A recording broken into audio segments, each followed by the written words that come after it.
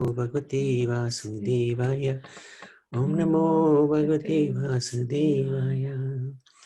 So today we wanted to look at the remaining three gopis, if that's possible, Induleka, Randadevi, and Sudevi. So we have had a glimpse of the other gopis, Lalita Vishaka, Champaklata, Chitra, Tungavidya, and now this is Induleka here. On Radharani's side, next to Vishaka.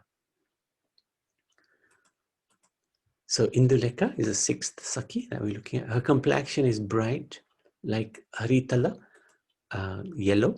Her dress shines like pomegranate flowers. Must be sort of bright reddish flower, right? Not sure. She's 3 days younger than Sri Radha and is eternally 14 years, 2 months, 10.5 days. Her mother is named Bela, father is Sagar, and her husband is Durbala. Her nature is Vamapakara, harsh and unwilling. So similar to Lalita's. Induleka is especially able in mantras from the Sarpa Shastra, serpentine scriptures, snake charming, Vigyan mantra, and astrology. She can make wonderful necklaces, paint teeth, test gems, and make silken ribbons. The science of writing mantras of good fortune is given to her, palmistry. Thus she extends the topmost fortune of creating mutual passion between Radha and Madhav. Her kunj or grove is called Purnendu, full moon, and is located to the southeast of Radha Kund. It is white like the moon and has a golden aura. Induleka's favorite instrument is the manjira, or finger cymbals, and her favorite tune is the rag vihag. Her main service is to prepare nectarian foods for the divine couple, and some authorities say that another of her primary service is dancing. In Sridham Mayapur, she can be seen offering a silver box full of tambula to Shri Radha Madhav.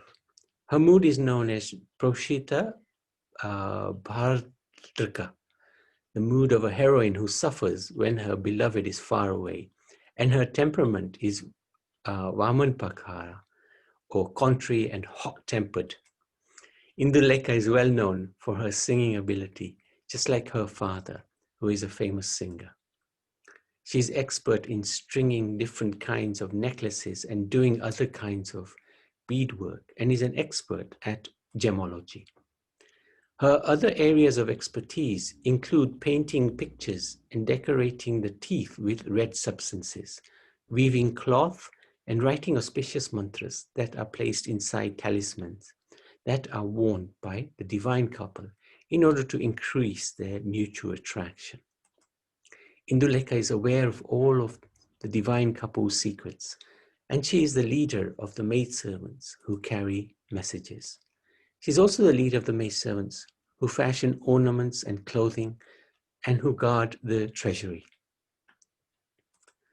According to Shri Gaura Ganodesha Dipika, written by Srila Kavi Karnapur, Induleka appears in Gaura Lila as Krishnadas Brahmachari, while some others say as Vasu Brahmananda. So this is from the Srila Rupa Goswami's Shri Radha Krishna Ganodesha Dipika. So that's Induleka. The next gopi, who is next to Induleka, is Randadevi. And there she is. This is actually an amazing sight. I hope devotees have been to Mayapur or will in the future be able to go to Mayapur if they haven't been. But this is the most glorious altar because we have Radha Madhav in the middle. And then initially there was up to I think 1988, Lalita and Vishaka, and then they installed two further gopis, and then another 4 further gopis in, I think, 1992, something like that. But there's Rangadevi there. So Rangadevi is the 7th Sakhi. Oh, and Rangadevi and Sudevi, the next gopi, are identical twins. Rangadevi's bodily luster resembles the filament of a lotus. Her dress is red like the java flower, or bright red hibiscus flower. Hibiscus flower. She's 7 days younger than Sri Radha, and her attributes resemble those of Champaklata, her eternal age being 14 years, 2 months, and 4 days. Her father is Rangasar, her mother is Karuna, and her husband is Vakreshana, who is the younger brother of Lalita's husband, Bhairava. She extends astonishing humor and laughter. Ranga means fun. To her, Priya Sakhi, she Radharani, even before Sri Krishna. In the past, she performed penances to attain a mantra to attract Krishna. Rangadevi's Kunj or grove is situated in the southwest of Radhakund. It is Shyam or blackish in color and is named Rangadevi Sukunda. Rangadevi stands third to Srimati Radhika's left, and her service to the divine couple is supplying chandan or sandalwood paste. On the altar in Mayapur, she is often seen offering beautiful garlands or necklaces to Sri Sri Radha and Madhav. Her maidservant is Kasturi Manjari. Like her father, Rangadevi is always very fixed in performing her religious duties and observing various rituals. She is the leader of the maidservants who prepare and offer incense, perfume, and cosmetics to their lordships.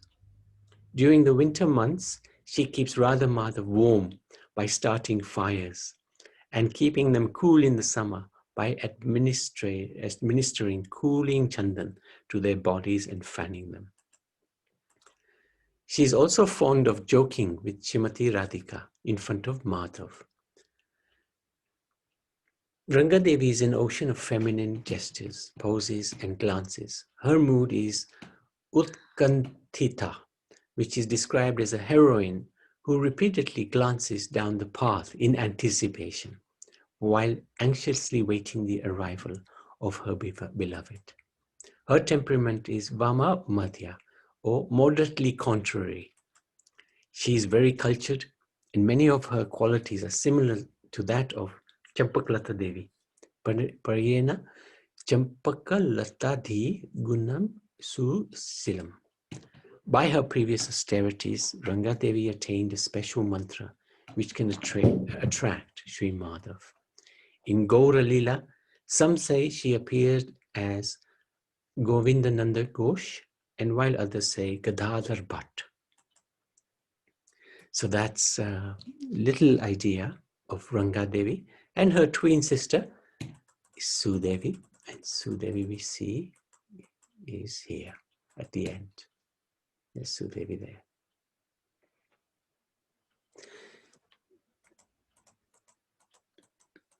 So just a little bit of revision so that we try to remember these gopis. Radha Madhav, of course, very easy to remember, right in the center. And Krishna is on his own, unique. There was one Gosaiji, Jayanti was saying to me yesterday, who came to South London. He's one of the priests, main pujaris at the Radha Raman temple. And he was asking the devotees in association with them, he was asking them, do you know the names of the gopis? And around the table, nobody knew the name, not all of them anyway.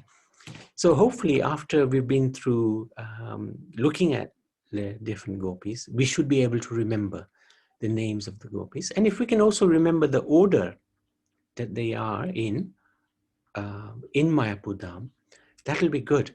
That'll be good for our bhakti. and it'll please the Lord. So Lalita, next to Lalita is Champaklata. Next to Champaklata is Chitra. Next to Chitra is Tungavidya. And on the other side, next to Vishaka is Indulika, we just looked at with Rangadevi. And now we're just about to look at Sudevi. Now, if people like acronyms, this is quite a nice one in one sense.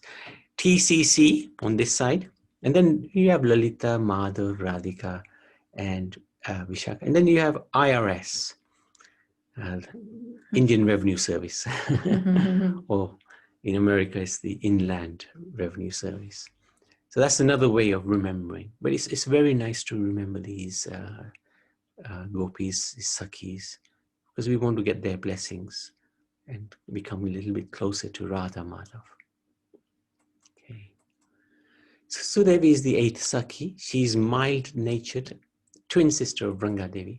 The twins are 7 days younger than Srimati Radharani. Rangadevi, however, is half a day older than Sudevi. Thus, she is 14 years, 2 months, and 4.5 days old.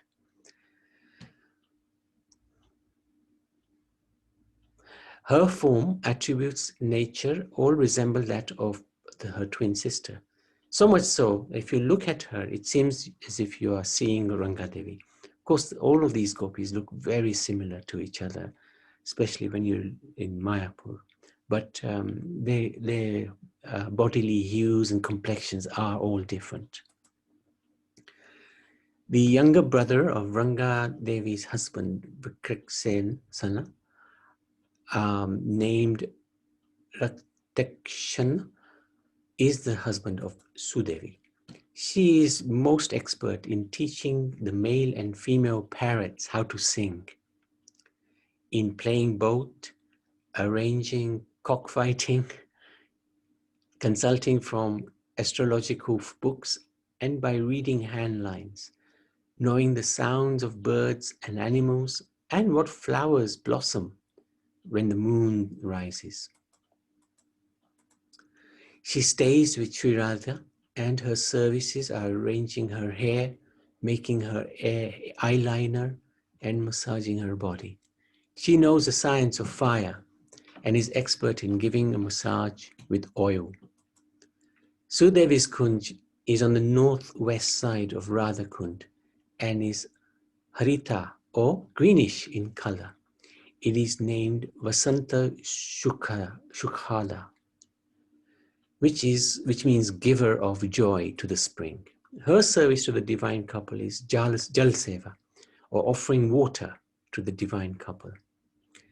As seen on the altar in Mayapur, her service is offering a beautiful basket of flowers to Shri Shri Radha Madhav. She is the 4th gopi on the left side of Srimati Radhika. Her mood is Kalahantarita, or like a heroine who suffers after sending away her beloved during a quarrel. And she is very sweet and gentle by nature. Her maidservant is Manjulali Manjari. She typically stays by Srimati Radhika's side and is expert in performing splendorous devotional service with all her life and soul. Sarvanu Jivana Gunojwala Bhakti Daksham. Sudevi is the swiftest runner. She coordinates entire networks of witty spies who disguise themselves and move among the rival gopis and learn their secrets. She is skilled in training birds to talk and do tricks. She has a vast skill of bird calls and is in charge of Vanadevis, or the forest goddesses, who are in charge of the various birds. She is learned in scriptures of foretelling omens and knows which lotuses bloom in the moonlight. She is the leader of the maidservants who fashion spittoons, bells, conches, and sitting places. She is very skillful in handling boats. Sudevi braids Srimati Radhika's hair, decorates her lotus eyes, and dexterously massages her effulgent form using precious oils. She is said to appear in Gaura Leela as either Anantacharya Goswami or Vasudev Ghosh.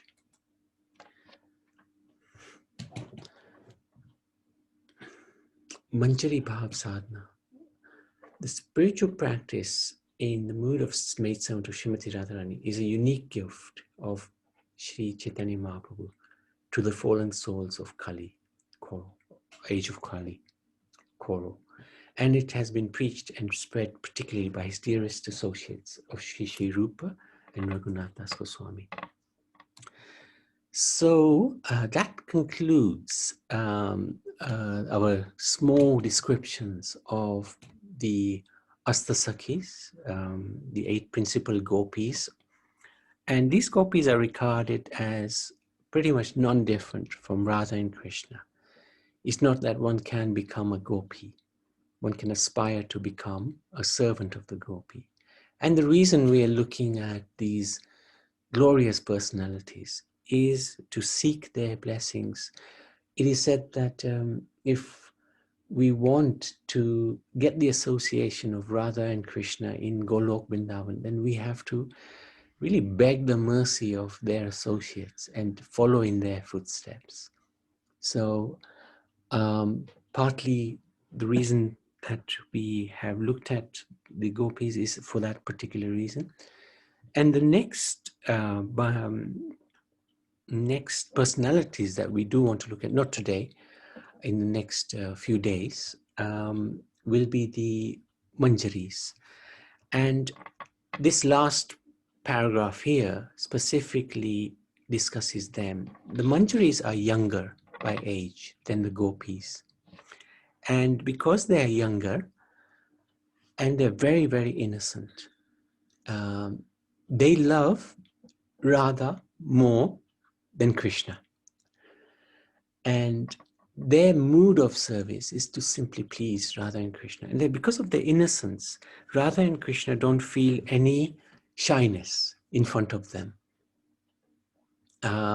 Whereas the Gopis, in some ways, they are heroines themselves in their own right. Although they love Radha and Krishna together equally, they still, Radha and Krishna may be a little bit shy in front of the Gopis, the principal Gopis. But in the case of the Manjaris, they're not shy at all. So they reveal pastimes which even the Gopis don't have access to. So Manjari Bhav is regarded to be the most exalted status in the spiritual kingdom, because one has access to pastimes which nobody else has. And these Manjaris are very, very dear, very, very dear to Radha and Krishna. So we'll have a look at them probably on Monday, actually. So any comments, any questions? Madhusudan Babu, would you like to share your realizations, please?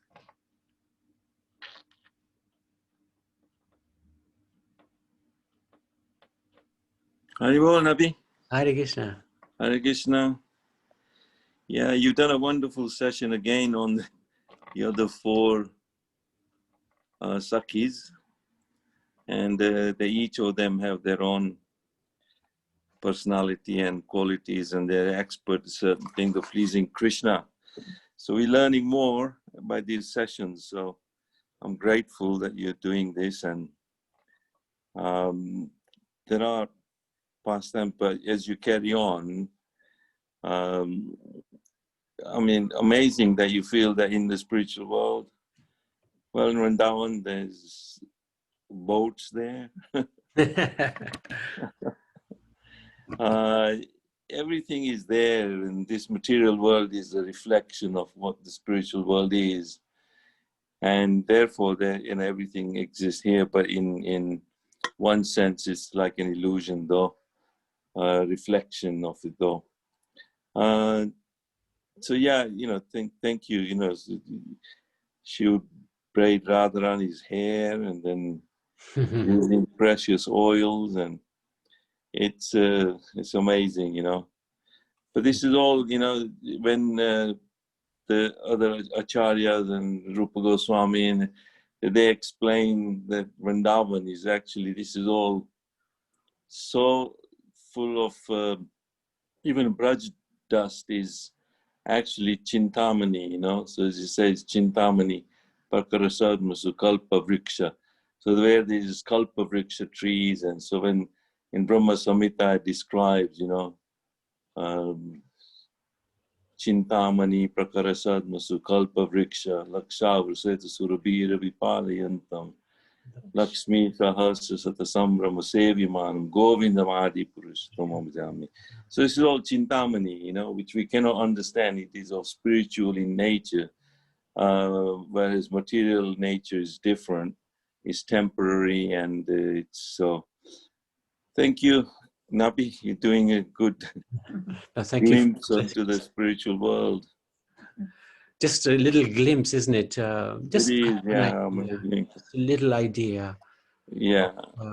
Of what happens. So much variety. So much variety. So much nectar is there. Yeah. I think it's just good to have a little, just to give us more inspiration to become stronger in our own sadhana.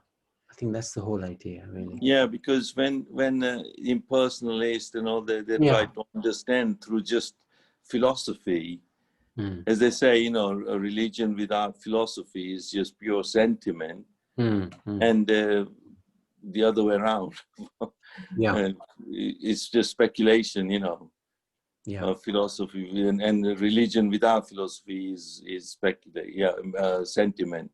That's so right. Prabhupada designed like that. So when they're trying to understand Krishna and God and spiritual world and all that, but this is at the level where we realize that, you know, there is so much actually activity going on. There is service, there is a mood, there is interaction, there are relationships, and relationships are amazing actually. And that's why we, in the material world, we have a perverted reflection of the relationships. So the relationships are frustrating at times, you know, for us. We do have friendship here, we do have love, but you know, it's temporary, it's not lasting long, lifetime after, you know, we change the different bhavas within the material world, but we cannot express it. So relationships are at times frustrating. It's not even, we can see even, you know, like people like Duryodhana couldn't understand Krishna and have a relationship with him. It's very difficult, you know, unless it's people like Arjun and the topmost is coward boys, you know. I mean, we describe Gopis, but Gopas are they talented in anything actually? That's right. How do they interact with Krishna, and they play Gilli Danda, I think. That's right. That's right. That's right. So, you know, that's another aspect of how relationships are there. But like you say, to have a proper relationship, these are eternal relationships, and sweet and very mellow, and although it might be in the sense of envy or greed, you know, or something like that, but it's a spiritual greed which you can't understand. And here, you know, we end up with, as you say, it's fallen souls in this. We end up quarreling actually. Yeah, wonderful. Thank you, Navi. I think also good point actually you made. In the spiritual, there are quarrels that take place, but they're on a transcendental basis, and they're actually, the aim of those are actually to please Radha and Krishna, which is the most very, very difficult for us to even contemplate, but it's absolutely amazing. Does anybody have any questions or any comments?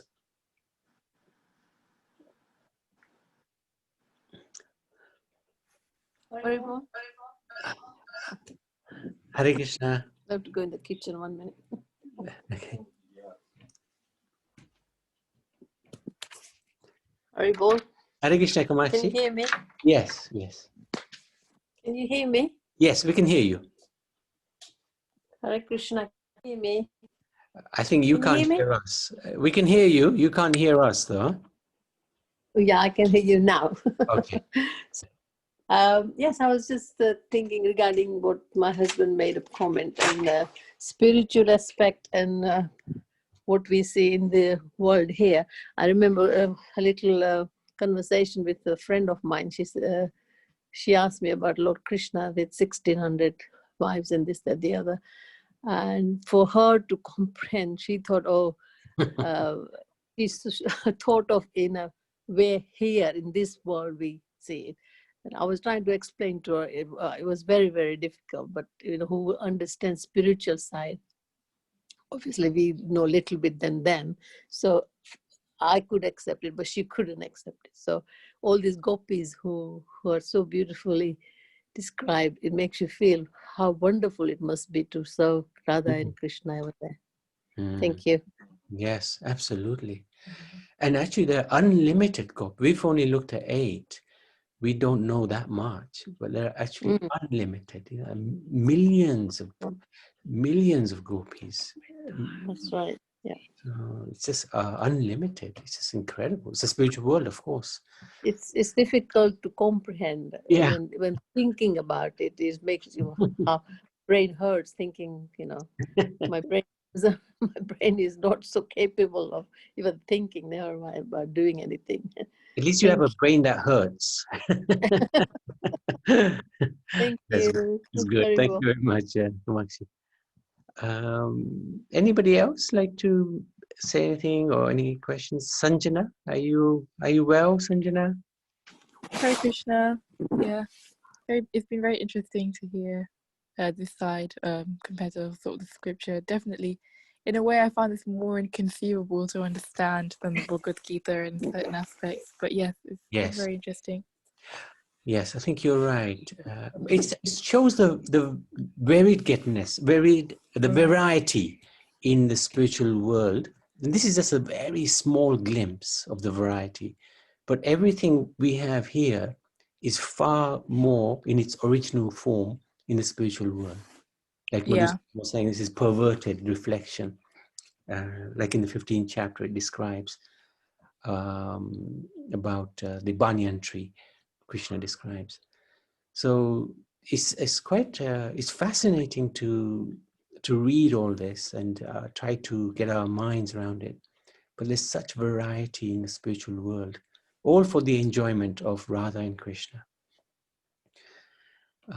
But ultimately, it's the servants who really enjoy, because their mood is to satisfy Radha and Krishna. They don't have any other mood but to serve Krishna. And they're in complete bliss. And Radha and Krishna, they will be enjoying this service, and they will want to reciprocate with the servants, especially Krishna. But the servants will want nothing, because they are completely joyful, in complete ecstasy. And Krishna is trying his very best. How can I please my servants now, my devotees? But the devotees never want anything, which is the most extraordinary, behavior. They just want to please Krishna. And that makes them obliged to Krishna. Krishna becomes obliged to the devotees. Actually, even, when we start to understand that in the serving mood, that there is so much pleasure in it. And when we even read that Sutakriti's book, how he was serving Prabhupada, he was just, then afterwards, now he realizes that actually I was in the presence of a transcendental person like Prabhupada. And even in everyday life, even small thing that he did, how he got massage, Prabhupada knew exactly what sort of oil is better for him for massaging, and Sutakriti had to learn all these little things. And amazing how, he relished those moments afterwards as well, And now he even laments and relishes even more in separation of Prabhupada. And he really appreciates the fact that he was in that position to serve someone like Prabhupada. And Prabhupada was just not an ordinary human being. He was a human being, but certainly as in the spiritual world, he had a relationship with Krishna, which he actually, Prabhupada explains how in his poem, I think, what's his name? He sings that poem. Actually, I've got it on my CD and I played that at times. And how Prabhupada, when he was on the Jaladuta, he wrote a poem about Prabhupada. He knows that Krishna directly wouldn't help him, but because he said, I am actually, he writes in the poem that I'm actually trying to please my spiritual master, and my spiritual master is wanting to please, but if Radharani is pleased, then Krishna will be pleased as well. So he kind of, it's quite nice to description. I haven't got the whole gist of it. Haven't listened to it for a while, but the way Prabhupada writes in the poem that, all he's trying to do is he's trying to please his own spiritual master, and say, Krishna, if you want to help me, then certainly, if Radharani is pleased with my spiritual master will be pleased. If I please him, my spiritual master will be pleased, Radharani will be pleased, then you'll be pleased. So he kind of entangles Krishna in all this, and then how to get help. And Krishna is obviously merciful, he was going to help him. But Prabhupada became more dear to Krishna because although he is in the material world, he is selflessly doing a service and trying to save us fallen souls, actually. And that's his unlimited mercy, extending Chaitanya Mahaprabhu's mercy to the fallen souls of Kali Yuga. And that is one of the greatest service. And to Krishna, someone who is serving him in that way, serving the servant of the servant of the servant, Krishna is very, very pleased with, with that person. So Prabhupada was so blessed. And but that's why, in other philosophy and all that, when we just focus on the Satchitana, as I said, blissful, you can just be blissful, but then there's no interaction, there's no relationship. But you only relish, in a relationship. Just like when we have, in this material world, when we have a loving relationship between different people, it might end up in a love-hate kind of relationship because everything is like two sides of a coin here. We live in a duality. So love can turn into hate easily. And then anger can turn into fear and love, peace. But you can't just be blissful only. So these relationships are an expression where we're getting a glimpse. Thank you, Nabi. And I think here it's all based on selfishness, and there in the spiritual world it's all selflessness. And that's why when we serve, even in this world, when we engage in devotional service, we feel that happiness that, okay, I don't want anything, I just want to serve, I'm happy in my service. And that's a nice mood to be in, because you don't have any expectations. And you sort of get a little hint, a little glimpse of what it must be like in the spiritual kingdom. Yeah, I was listening to Parshuram, he was, my son was interviewing him and doing a podcast sort of session. And Parshuram is, he's an amazing person doing so much service, food for life, food for all. And he makes thousands and thousands of plates, and what he has done in London, feeding the homeless and so many, people in difficulty. And Parshuram was just amazing. And when he is explaining how he selflessly does it, he said, he explained to how, he said, they asked him a question. He said, where do you get the Energy. all the ingredients, you know, for Okay. cooking thousands of plates. He Mhm. said, well, I don't know. It just comes. He said, when I use up all the ingredients, and he said, according to maths, that should be less now. But somehow, by the end of the day, I have more than what I had yesterday. And all the ingredients are like, he said, that's how spiritual maths works. He said, I don't understand all that. But he said, every day I have enough ingredients to cook all those thousands of plates. Where it comes from, I don't know.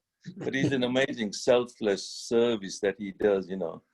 Yeah. But I mean, we are not in that position. We've done service in our own way. Sometimes we think we're not really doing anything, are we, for Krishna? Here we are, just hearing and chanting and all that. But wish we could do more, you know. But when we were with Guru Maharaj, it was quite a time to spend and serve him as well. Yeah, thank you. Sorry to interrupt. If anybody is interested in that podcast by, it's on the Facebook, Vedic Studies of Birmingham or something. But yeah, the whole podcast is recorded on there. Okay. Yeah. And amazing devotees like that, you know, Parshuram. yeah, it's like even we can see this ourselves. Normally, we would say, "I don't have enough time. This time just flies by." But if we start chanting, if we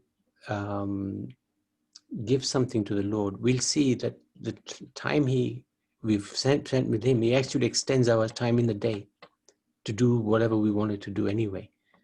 So I often find this that when we engage in devotional service, He does give us enough time to do what we do, the bhakti, plus do whatever else we were intending to do. So He does it that time. Like time stretches a bit. Time stretches, yeah, definitely. Amazing. I've experienced that myself, you know, when I thought I couldn't fit this in somehow. You fit it in. Fit that service in, thinking, amazing, how did I manage that? You know, wouldn't have had the time to do that. But when Prabhupada wanted to print those Chaitanya Charitamrita within a short time, that was an amazing feat of achievement by all the devotees that helped him, you know, get those books printed within a short time. 2 months, yeah. It's amazing. Yeah, amazing. Very good. Thank you. Yeah. Thank you very much. Anybody else? Any comments or questions? Otherwise, we can chant the Nishinga Kavach. So, Asta Sakhis ki jai, Radha Madhav ki jai. And just